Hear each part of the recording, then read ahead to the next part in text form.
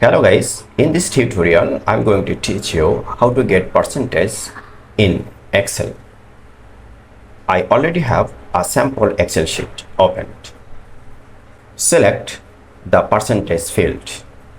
Say I'm pressing equal sign from keyboard, then pressing the obtain marks A2, then press divide symbol from keyboard, then press B2, which is total marks.